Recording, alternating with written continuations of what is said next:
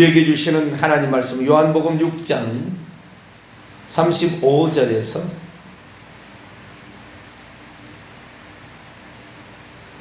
요한복음 6장 35절에서 46절까지 요한복음 6장 35절에서 46절까지 말씀입니다. 찾으셨으면 한 절씩 교독하시도록 합니다. 예수께서 이르시되 나는 생명의 떡이니 내게 오는 자는 결코 줄이지 아니할 터이요 나를 믿는 자는 영원히 목마르지 아니하리라. 그러나 내가 너희에게 이르기를 너희는 나를 보고도 믿지 아니하는도다 하였느니라. 아버지께서 내게 주시는 자는 다 내게로 올 것이요 내게 오는 자는 내가 결코 내쫓지 아니하리라. 내가 하늘에서 내려온 것은 내 뜻을 행하려 함이 아니요 나를 보내신 이의 뜻을 행하려 함입니다. 나를 보내신 이의 뜻은 내게 주신 자 중에 내가 하나도 잃어버리지 아니하고 마지막 날에 다시 살리는 이것이니라. 내 아버지의 뜻은 아들을 보고 믿는 자마다 영생을 얻는 이것이니 마지막 날에 내가 이를 다시 살리리라 하십니다. 자기가 하늘에서 내려온 떡이라 하심으로 유대인들이 예수에 대해서 수군거려 이르되 이는 요셉의 아들 예수가 아니냐? 그의 부모를 우리가 아는데 자기가 지금 어찌하여 하늘에서 내려왔다고 하느냐? 예수께서 대답하여 이르시되 너희는 서로 수군거리지 말라. 나를 보내시니 아버지께서 이끌지 아니하시면 아무도 내게 올 수 없으니 오는 그를 내가 마지막 날에 다시 살리리라. 선자의 글에 그들이 다 하나님의 가르침을 받으리라 기록되었은즉 아버지께 듣고 배운 자마다 내게로 오느니라. 이는 아버지를 본 자가 있다는 것이 아니라 오직 하나님에게서 온 자만 아버지를 보았느니라. 아멘. 기도하겠습니다. 걸어가신 하나님, 진리를 알고자 하는 자에게 오늘도 겸손히 구하고 찾는 자에게 자비를 베푸신 하나님께 감사를 드립니다. 내 지식과 교만함으로 하나님 앞에 서지 않게 하여 주시고 내 지식과 교만함으로 인생을 풀어가지 않게 하시며 하나님께 지혜를 구하고 주의 말씀에 입각하여 우리가 날마다 우리 자신을 점검해 갈 수 있도록 도와주옵소서. 주의 말씀을 들으며 우리의 미래를 대비해 나갑니다. 하나님 성령의 지혜로 가르쳐 주시고 이끌어 주옵소서. 우리 주 예수 그리스도의 이름으로 기도하옵나이다. 아멘. 할렐루야. 날마다 새롭게 하시는 하나님의 은혜가 이 새벽에도 함께하게 되기를 바랍니다. 말씀을 한 번 들어서 깨달을 수만 있다면 얼마나 좋겠어요? 한 번 들어서 깨달을 수가 없는 것 같아요. 물론 깨달았다고 하지만 또다시 우리 자신을 점검하게 되면 그 말씀을 온전히 알고 있는 것 같지는 않다라는 생각이 듭니다. 제가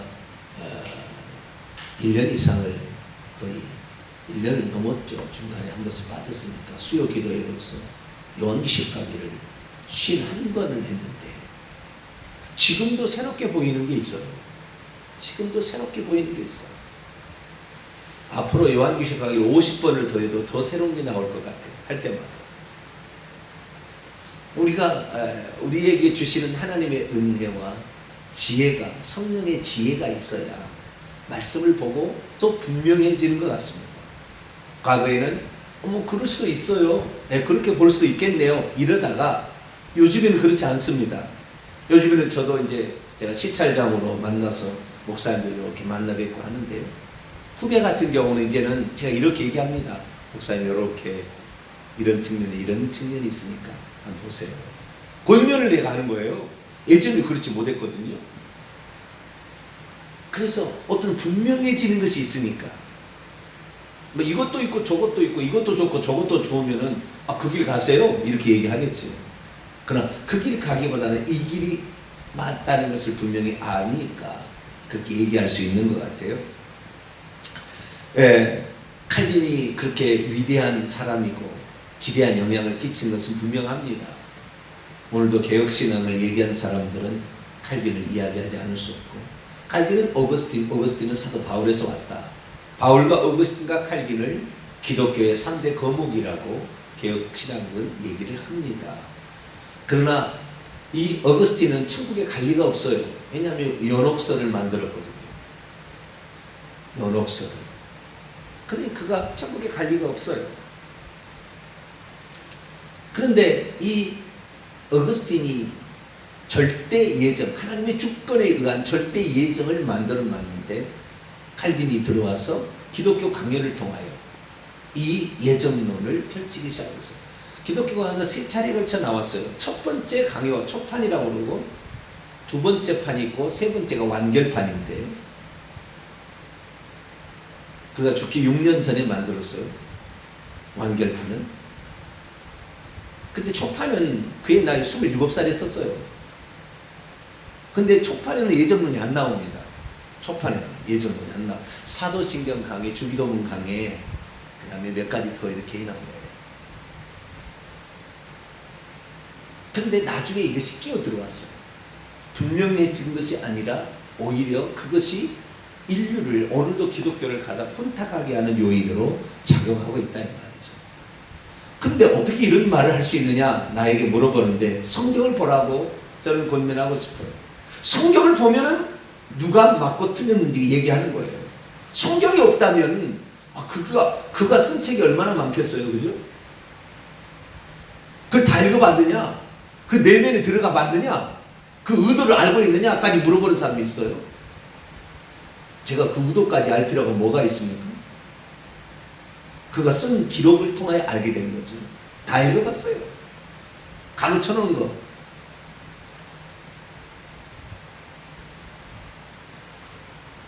나는 그 사람의 의도를 알고 싶잖아요. 예수님의 의도를 알고 싶어요. 할렐루야. 하나님의 의도를 알고 싶어요. 성경을 보고 헬라 원문을 보고 모든 것을 알게 되다 보니까 이분이 뭘 잘못했구나. 성경에 가고 어디하고 빗나가는구나 라는 사실을 알게 된 거죠. 성경을 몰랐다면 어찌 그런 얘기를, 감히 그런 얘기를 어떻게 하겠어요. 위대한 신학자 앞에서. 저는 어거스틴하고 칼빈은 성경 주석을 쓸 때 성경책을 안 보고 가로치는 줄 아는 사람으로 알아요. 바울하고. 성경을 안 보고 내가 쓰다가 가로 몇 장 몇 절 쓴 줄 알아요. 그 정도로 천재적인 사람들입니다. 천재적인 사람들이 할지라도 실수할 수 있어요. 실수할 수 있습니다. 성경을 보니까 알아요. 성경을 제가 몰랐다면 어떻게 그걸 알겠어요? 오늘 본 말씀도 성경을 왜곡하는 대표적인 왜곡인데요. 칼빈주의를 한마디로 성경 근거를 어디에 두고 있느냐 얘기면 요한복음 6장, 10장, 17장을 가지고 만들었다 해도 과언이 아니에요. 물론 로마서 9장, 10장, 11장이 예화로서 쓰입니다만은 그 근본 성경 구절은 요한복음 6장, 10장, 17장에 나와 있는 말씀들이에요. 근데 이 세 가지 말씀들은 번역을 잘못했어요. 헬라 원문을 번역을 잘못해놨어요. 그래서 사람들로 하여금 꼭 그 칼빈이 말하는 게 맞는 것처럼 따라가게끔 돼 있다고요. 그래서 우리가 목회자라고 한다면 일평생에 해야 될 일은 헬라 원문을 보는 것이다. 일평생에 해야 될 일은 아무리 바빠도 탁구 좀 안 쳐도 운동 좀 안 다녀도 그 시간에 공부해야 된다 생각이 됩니다. 왜냐하면 정확한 것을 가르치지 못했을 때는 거짓말하는 자, 거짓 선지자에 포함이 되어서 결국에 심판받을 거 아니에요. 한 사람을 잘못 빠뜨려서 지옥에 끌고 가면은 자기도 연자맷돌을 목에 메고 죽는 것이 낫다 그렇게 얘기했으니 선생된 너희가 더 큰 심판을 받을 줄 알라 그랬으니 그 책임을 어떻게 감당하겠어요? 그래서 우리는 성경을 알아야 되는데 이 요한복음 6장 8, 그 다음에 10장은 오늘 저녁에 볼 거예요. 17장은 어제 봤고요. 오늘은 6장을 이제 볼 차례입니다. 이 6장을 가지고 얘기하는 내용이 뭐냐면은 불가항력적인 은총을 얘기할 때 이 6장을 가지고 얘기를 합니다. 17장을 얘기할 때는 제한 속죄를 얘기할 때는 17장을 갖고 얘기를 하고요. 오늘 저녁에 배울 성도의 견인 교리를 할 때는 요한복음 10장을 인용을 합니다. 근거로. 불가항력적인 은총을 얘기할 때는 요한복음 6장, 또 성도의 견인 때도 6장을 얘기를 하죠. 근데 대표적인 것은 6장은 불가항력적인 은총, 은혜를 얘기할 때 이 분문을 사용을 하죠.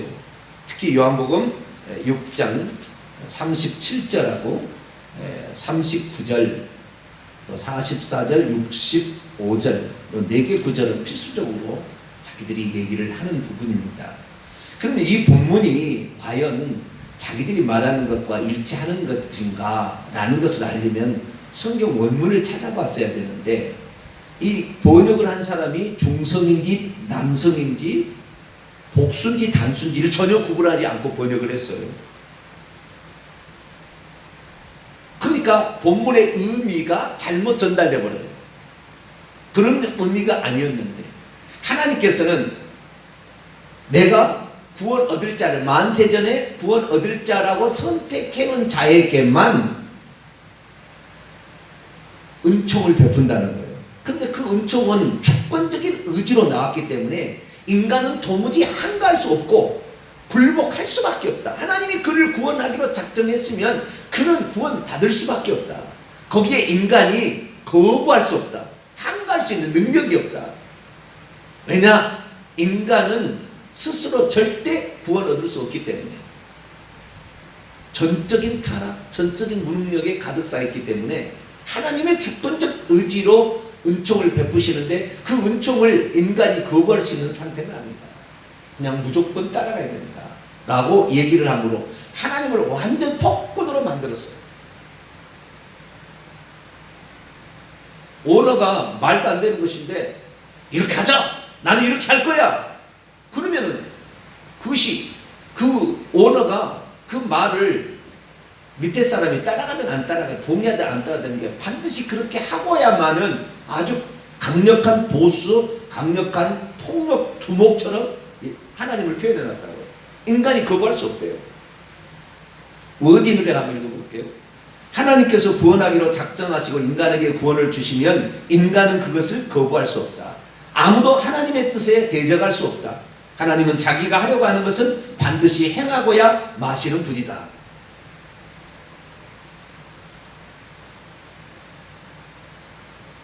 하나님께서 뭐 권세 자랑하려고 누구한테 칼을 휘두르려고 작정을 하신 것처럼,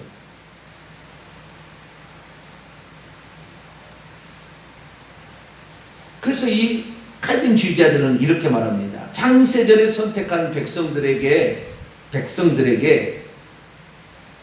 작정하실 때에 아무도 거부할 수 없는 주권적인 은혜, 그것으로 은혜를 베푸시는데, 하나님께서 그 중생의 은혜를 베푸시는, 그 주권적인 은혜를 중생의 은혜로 베푸신다.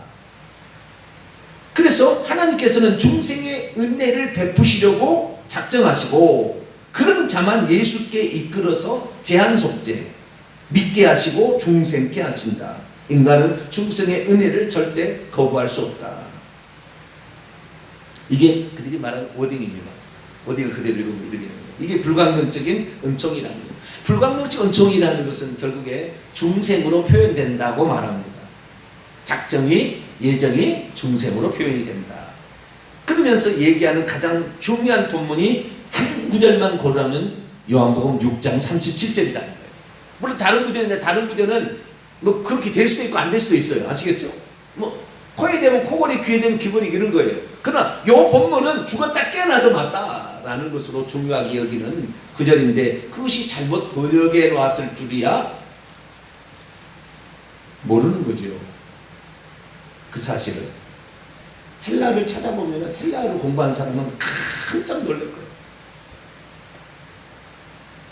자, 얼마나 이것이 왜곡돼 버렸냐면요.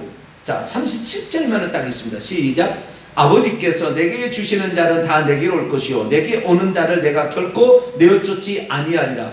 그렇게 아니했어요. 어떻게 되냐면 39절 또 읽어봐요. 나를 보내신 이의 뜻은 내게 주신 자 중에 내가 하나도 잃어버리지 않냐고 마지막 날에 살리는 이것이라. 44절도 읽어봐요. 나를 보내신 아버지께서 이끌지 아니하시면 아무도 내게 올 수 없으니 오는 그를 내가 마지막 날에 살리시리라. 65절도 읽어봐요. 또 이르시되 그러므로 전에 너희에게 말하기를 내 아버지께서 오게 하여 주지 아니하시면 누구든지 내게 올 수 없다. 자 봐라, 아버지께서 그 아들에게 보내주신 자만 아들에게 가서 그 아들이 결국에 그 보내주신 그 자만을 구원하는 게 아니냐. 그 자만 구원하시고 그 자만 영생을 준다. 그 자는 누구냐? 아버지께서 만세전에 구원하려고 선택해놓은 예정하는 자다. 이것은 이제 자기들 논리예요. 그런 말이 없어요. 제가 마지막에 했던 말은 없습니다. 그런데 이 말 자체가 성립이 안 돼요. 왜냐하면 원문에는 그렇게 안 나오니까. 그 다음에 거기다가 선택됐다는 말이 없어요. 만세전에 예정했다는 말이 없어요. 이 말은 그 논리를, 예정론을 갖다가 이 구절에다가 꽤 맞춘 거예요. 그런 말이 없어요. 어디에 예정됐다는 말이 있고 어디에 아버지께서 만세전에 얘기했다는 말이 여기 나와요. 여기에 그런 말이 안 나와요. 자, 이제 성경의 문맥을 가지고, 원뜻을 가지고 읽어볼까요? 아까 말만 네 구절만 딱 들으면은 하나님께서 이끌지 아니하면 절대 올 수 없대. 그 아버지께서 그 아들에게 준 자만 결국에 아들에게 갔는데 그 아들을 결코 내어쫓지 아니하고 마지막 날에 살려서 구원한대. 그렇구나. 뭐 그렇게 이제 알아듣겠지요. 35절부터 있습니다. 예수께서 이르시되 나는 생명의 떡이니 내게 오는 자는 결코 줄이지 아니할 터이요. 자, 그 다음에 또 나를 믿는 자는 영원히 목마르지 아니하리라. 주님께서 분명히 말씀하세요. 나는 생명의 떡인데 내게 나아오는 자, 현재 분사, 동사 분사 현재 중간대 수동태 뒷보, 주권적인 의지로 스스로 하나님께 나오는 자, 나를 믿는 자, 동사 분사 현재 능동태, 이건 완전히 정말 능동태예요. 나를 믿는 자가 영원히 목마르지 않는다고 했어요. 그러니까 우리 주님께서 우리 스스로는 상한 갈대 꺼져가는 심지이기 때문에 우리 스스로 할 수 없으니까 구약에는 우리가 죄인인 걸 깨닫기 위해서 율법을 통하여 선지자 외침을 통하여 깨닫게 했고, 예수님 오실 때 예수님 직접 하시고 예수님 가신 데는 성령을 보내서 죄와 의와 심판의 세상을 책망하시게 되면 내가 죄인이구나 라는 사실을 깨닫게 되고 예수를 붙들어야 내가 살 수가 있겠구나 라는 사실을 깨달을 수 있을 정도로 된다 이 말입니다. 그래서 그것을 붙들 거냐 믿을 거냐 말 거냐, 그분에게 나갈 거냐 말 거냐, 그분 앞으로 나갈 거냐 말 거냐는 우리 스스로가 결정할 일이죠. 그까지 다 해준다는 말이 아니에요. 하나님이 다 해준다면 뭐하라고 부르짖으라, 너는 내게 부르짖으라, 내가 알지 못하는 크고 비밀한 일을 보이라 그렇게 얘기를 했겠어요? 수고하고 무거운 짐지다 다 내게로 와, 내가 너희를 쉬게 하리라. 뭐라고 오라고 초청합니까? 하나님 다 해주신다면 가만히 있어라, 내가 다 해주마. 악인은 그의 길을, 불의한 자는 그의 생각을 버리고 여호와께로 돌아오라. 왜 돌아오라 그래요? 가만히 있어라, 내가 가서 너희를 회개시키마. 그렇게 얘기를 해야지. 그런 거 아니에요. 우리가 일말에 책임이 있는 부분이 있다 이거죠. 인간의 자유의지를 가졌기 때문에 우리에게 책임을 묻기를 원해서 우리에게 초청하신다 이 말이에요. 그러면 우리가 그걸 받아들일까 말 거냐는 우리 스스로 결정하니까 심판을 받는 거죠. 나중에. 그래서 여기에서는 오는 자, 믿는 자는 우리가 결정할 일이다 그 말이에요. 그런데 36절 또 보세요. 문제는 뭐냐면 그러나 내가 너희에게 말하기를 너희는 나를 보고도 믿지 아니한다고 한다네요. 그게 문제인 거예요. 인간의 자유의지가 있기 때문에 보고도 믿지 않는다 이 말이에요. 왜 그러느냐? 내가 너희를 구원한다고. 아니, 하나님께서 말씀하셨죠. 350번 이상을 구약 성경에 그렇게 사람을, 메시아를 보내겠다고. 그래서 그 사람이 딱 왔어요. 그럼 그 사람 믿어야 되는데 안 믿겠다는데, 내가 종교 지도자가 되어서 너 말고 내가 지금까지 이 종교를 이용해서 권위를 부리고 살고 돈을 벌고 살고, 바리새인과 사두개인들의 대표적인 권세를 얻고 권위를 얻고 돈을 버는 수단으로 이 종교를 이용해 먹겠다. 나는 그 기득권을 내놓지 않겠다. 그렇게 된 거지요. 우리의 지식에 교만함을 내려놔야 돼. 어디 좋은 사람이 예수 안 믿어요. 우리는 부족한 걸 빨리 깨달아야 돼. 얼마나 어리석은 것이라는 걸 알아야 돼. 근데 이 37절 말씀은 원문의 뜻을 먼저 얘기할게요. 자, 앞에 내용은 뭐예요? 내게 나와야 되고 나를 믿어야 된다. 그런데 너희가 내게 나오지도 않냐고 믿지도 않냐기 때문에 문제가 있다. 그렇게 말씀을 하신 거예요 지금. 근데 주님은 37절에 약속을 하는 거예요. 뭐라고 약속하느냐? 원문의 뜻을 얘기합니다. 아버지께서 내게 주시고 있는 모든 것이에요. 이건 중성 단수입니다. 사람이 아니에요. 왜? 나를 보고 믿고 나에게 나와서 구원 얻으려고 하는 사람들에게 구원하려면 아버지께서 아들에게 주신 것이 모든 것이 있어야 돼요. 권세도 있고 능력도 있고 귀신을 제압하려면 권세도 있어야 되겠고 영광도 있어야 되고 은혜도 있어야 되겠고 성령도 있어야 되겠고 있어야 되는 이런 것들을 아버지께서 내게 주시고 있는 모든 것은 장차 나를 향하여 다다를 것이다. 그걸 가지고 그 다음에 내게 오고 있는 자를 내가 결코 내어쫓지 아니하라. 나를 믿겠다고 오는데 구원 받겠다고 오는데 아버지께서 내게 구원하라고 구원할 수 있도록 내게 주시고 있는 그것을 이용해서 나는 나를 믿겠다고 찾아오는 모든 자를 하나도 놓치지 않냐고 다 구원하겠다 그 말이에요. 아버지께서 만세전에 주시고 있는 사람이 따로 있는 게 아니라 그 번역을 사람이라고 번역을 한 거예요. 아버지께서 내게 주시고 있는 사람은 다 내게로 올 것이요. 이 말이 아니에요. 원문에 아버지께서 내게 주시고 있는 모든 것은 장차 나를 향하여 다다를 것이요 도착할 것이요. 나를 향하여 오고 있는 이는 여기는 남성 단수입니다. 남성 내게 오고 있는 이는 사람은 결코 내가 밖으로 쫓아내지 않을 것이다. 그러니까 우리 주님의 이 약속은 믿겠다고 복음을 듣고 구원의 초청을 받고 성령의 은혜를 받아서 믿겠다고 주님 앞으로 나오는 자를 내가 어떻게 쫓아낼 수 있느냐. 누구든지 와라. 내가 너를 구원한다. 그런 약속의 말씀이지 아버지께서 만세전부터 구원하기로 작정된 자를 예수에게 보내주신다는 말이 아니다 그 말이에요. 원문의 뜻은. 그런데 번역을 아버지께서 아들에게 보내주신 자가 있다라는 식으로 번역을 해버렸습니다. 그러니 이 말을 37절만 쏙 빼놓고 아까 내가 얘기했잖아요. 처음에 얘기할 때 그 구절만을 쏙 빼갖고 얘기하면은 그리고 논리를 만세전에 예정된 자라고 논리를 딱 붙여버리면 그대로 그냥 믿어버리는 거예요. 한번 그게 들어가면은 고치지를 못해서 못 고치는 거예요. 지금도 저에게 아주 그냥 험악한 얘기를 하는 사람이 있어요. 당신은 하나님의 주권적 은혜를 베푸는 것을 거부하냐고. 그 사람이 나는 칼빈주의에 골수 칼빈주의에 물들어 있다는 것을 알고 있죠.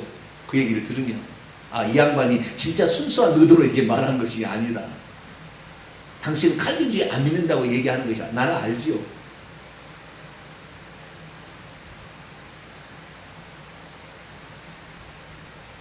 계속 볼까요? 지금 이제 정확한 뜻을 문맥에 따르고 헬라 원문에 따른 정확한 뜻을 제가 지금 얘기하고 있는 거예요.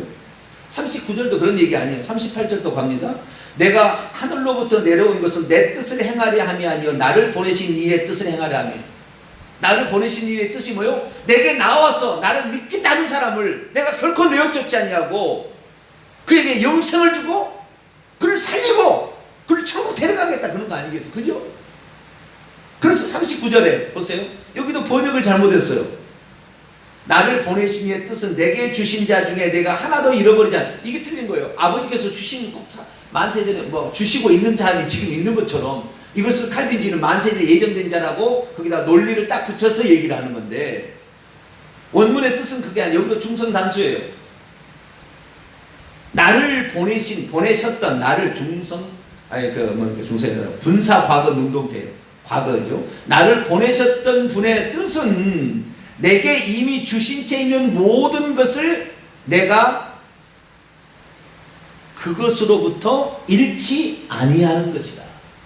그러니까 아까 37절에 아버지께서 이 아들에게 주시는 것이 있잖아요. 예수님께 나오는 자를 마귀에게 빼앗기지 아니하고 내어쫓지 아니하고 그를 구원하기 위해서 아버지께서 아들에게 주신 권세, 능력 이런 것들이 많이 있잖아요. 이런 것들을 하나도 하나도란 말은 이제 이거 좀 강조하기 위해서 집어넣은 것이고, 이미 내게 주신 채 있는 모든 것을 내가 그것으로부터 잃지 아니하고 그걸 가지고 있어야 자기에게 오는 자를 구원하지 않겠어요? 잃지 아니하고 오히려 마지막 날에 단번에 일으켜 세우는 것이다. 그러니까 아버지의 뜻이 서게 한다 그 말이에요. 그럼 아버지의 뜻이 뭐냐? 40절에 정확히 나왔어요. 이제 40절에 39절에 아버지께서 주신 자만 하나도 잃어버리지 아니하고 구원한다는 것이 아니었고, 40절에 아버지의 뜻이 나와요. 40절 읽어볼까요? 시작. 내 아버지의 뜻은 아들을 보고 있고 믿고 있는 자마다 영생을 얻는 이거다. 아들을 보고 그걸 믿는 자가 결국에 영생을 얻는 이거다. 내가 아버지께서 내게 주시는 자가 따로 있는 게 아니라, 그 말은 없어요. 성경에 그런 말은 없는데 번역을 그렇게 해놓고 중성 단수를 남성 단수나 남성 복수로 해놨어요. 어떤 성경은 남성 복수까지, 아버지께서 내게 주시고 있는 아버지께서 내게 주시는 자들은, 내게 주시는 사람들은 이라까지 번역을 해놓은 성경책이 꽉 찼어요. 원문을 직역한다는 성경책에도 그렇게 다 해놨더라고요. 뭘 보고 번역을 했는지. 영어 성경책을 보고 번역을 했는지. 아니, 번역을 하면 번역을 제대로 해야 될 거 아니에요? 주님의 뜻은, 아버지의 뜻은 누구든지, 그래서 디모데 2장 4절에 아버지는 모든 사람이 구원을 받으며 진리의 지식에 이르기를 원하세요. 어제 얘기했습니다마는 아버지께서 아들에게 보내주신 자는, 아버지께서 만세전에 예정에서 구원하려고 한 사람을 보내준다는 말이 없어요. 요한복음 3장 35절에 아버지께서 아들을 사랑하사 모든 것들을 그의 손에 다 줬다고 그랬어요. 구원할 자만 보내주는 것이 아니라, 마태복음 11장 27절도 내 아버지께서 모든 것을 내게 주셨으니 예수님께 맡겼다 이 말이에요. 모든 것을 다.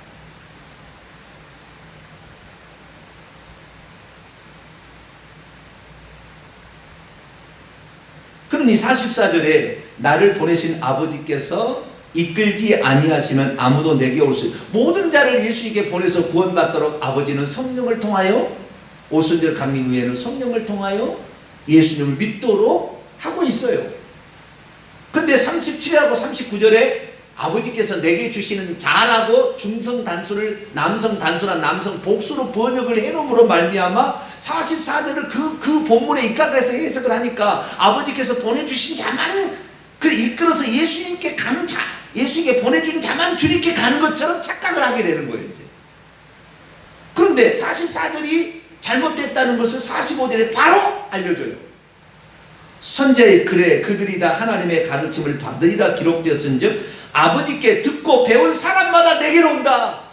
아버지가 작정하고 예정한 사람이 내게 오는 게 아니라 아버지의 말씀을 듣고 구약 성경을 듣고 선자의 외침을 듣고 주의 종의 말을 듣고, 그렇구나, 우리가 하나님을 붙들, 예수님이 하나님이시고 우리를 구원하는 하나님, 그분을 붙들어 살겠구나, 내가 회개를 해야 되겠구나, 그런 사람이 예수님께 온다고 말해요.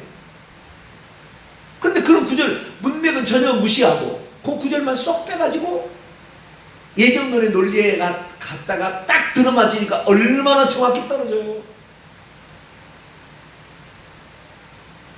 65절도 그 논리와 그 논리에 따라서 잘못된 걸 얘기하잖아요. 아버지께서 오게 하여 주지 아니하시면 누구든지 내게 올 수 없다. 봐라, 아버지께서 오게 하는 자가 따로 있다. 그럼 여기다 논리를 집어넣죠.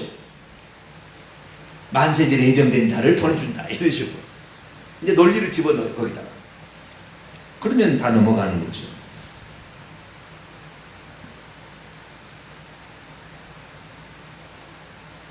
(68절) 보세요. 시몬 베드로가 대답하되 주여 영생의 말씀이 주께 있으니 우리가 누구로 가고. 우리의 판단이 영생의 말씀이 여기 있는데 내가 주님께 나오고 주님을 붙들고 주님을 믿어야지 어디로 가겠습니까? 하나님께서 그렇게 해준다는 게 아니라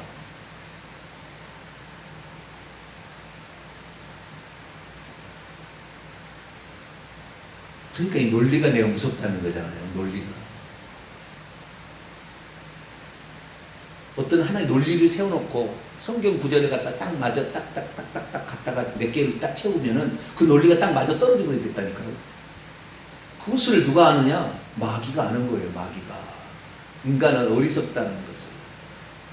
얼마든지 속일 수 있다는 걸 아는 거예요. 그래서 마귀도 성경을 가지고 예수님에게 세 번 유혹할 때 성경 갖고 예수님이 더 도전한다니까요. 주님은 정확히 간판했죠. 네가 말씀을 인용하냐?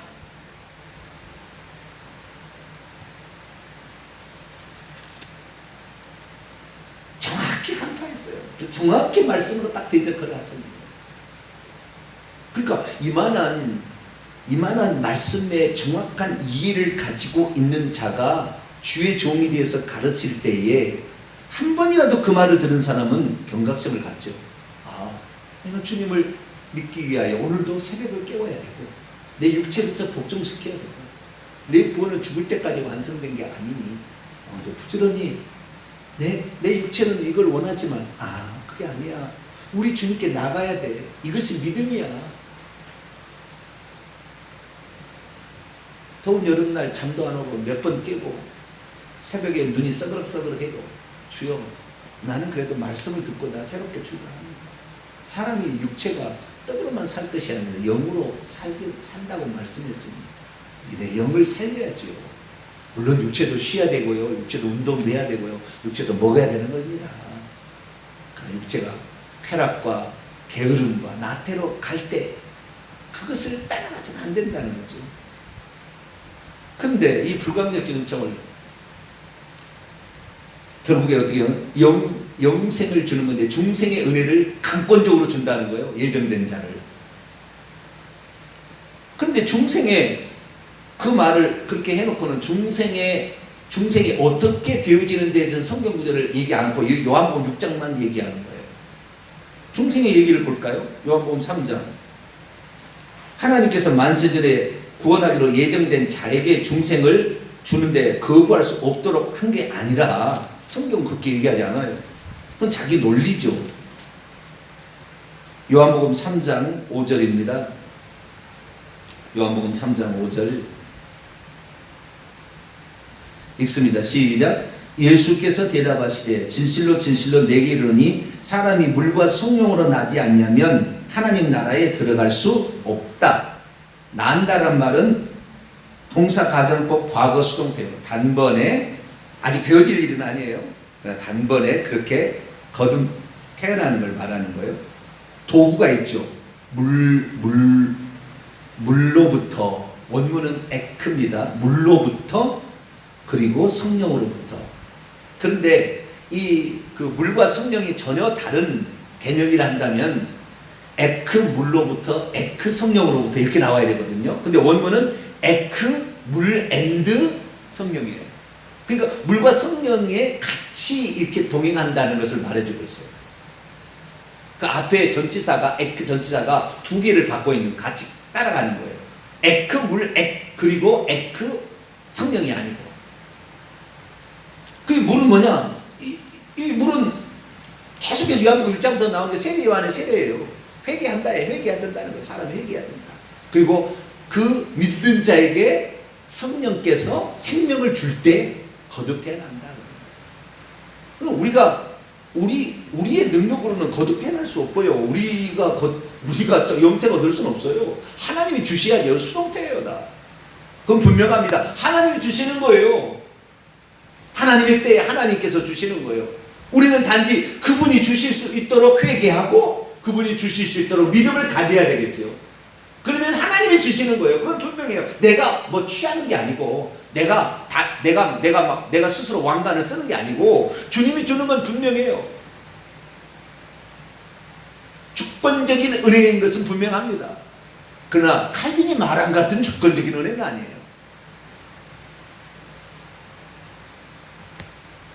우리가 회개해야 되고 우리가 믿어야 되는 거예요. 우리가 회개하고 우리가 믿는 거지. 회개하라, 돌아오라, 믿으라. 하나님을 믿으니 또 나를 믿으라. 우리가 믿을 무슨 것이 여지가 없다면 뭐하라고 믿으라고 그랬어요? 믿음을 받아들이라 뭐 그렇게 하든지 뭐 그렇게 했어야지. 그렇게 하는 게 아니야.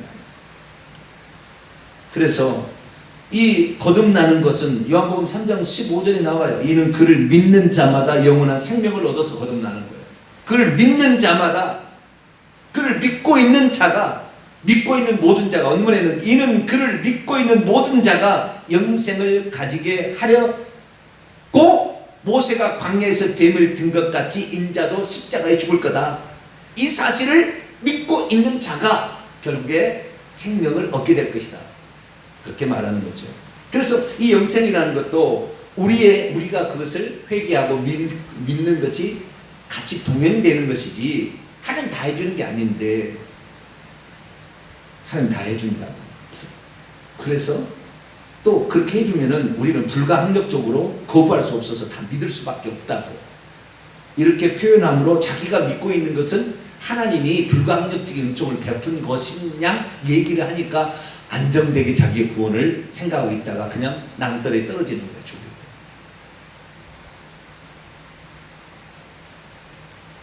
우리는 교만하지 말아야 되고 오판하지 말아야 돼요. 구원을 베푸시는 저 전적인 하나님께서 베푸시고 이 중생도 하나님이 주시는 거지만 우리의 동의를 구하시고 우리를 회개케 하시고 하나님 역사하실 때 우리가 받아들일 때 가능한 내게 나올 때 주님을 믿을 때 회개할 때 하나님의 은총을 베푸시는 것이지 강제로 다 하지 않으세요. 강제로 다 하려면 다 구원시켜버리지 뭐. 한 사람도 빠짐없이. 하나님 능력이 얼마나 많으신데 그걸 못하겠어요. 그러나 오늘도 우리를 물어보시는 겁니다. 그래서 오늘도 내가 내 자신을 처복종시키고 나가는 것이 중요하다. 불가항력적인 은총을 받으려면 그만큼 주님 앞에 겸손히 나가야 됩니다. 라는 사실을 알고 주님을 끝까지 붙들고 나가게 되시를 간절히 바랍니다. 거룩하신 하나님, 불가항력적인 중생의 은혜를 베푸신다. 중생의 은혜를 베푸시는 건 맞지만 불가항력적인 당신이 폭군처럼 하면은 아니 될 수 없다는 식의 표현을 통하여 하나님을 마치 보수, 조직 폭력제의 보수처럼 말하는 어리석음을 용서하시고 우리는 주님 베푸신 은혜 감사하며 그 찾은 것을 붙잡고 갈 수 있는 저희들이 되어 우리에게 주시는 영생 죽을 때 생명책에서 지워지지 아니하고 천국까지 이룰 수 있도록 도와주옵소서. 우리 주 예수 그리스도의 이름으로 기도하옵나이다. 아멘. 하늘에 계신 우리 아버지, 아버지의 이름을 거룩하게 하시며 아버지의 나라가 오게 하시며 아버지의 뜻이 하늘에서와 같이 땅에서도 이루어지게 하소서. 오늘 우리에게 일용할 양식을 주시고 우리가 우리에게 잘못한 사람을 용서해 준 것 같이 우리 죄를 용서하여 주시고 우리를 시험에 빠지지 않게 하시고 악에서 구하소서. 나라와 권능과 영광이 영원히 아버지의 것입니다. 아멘.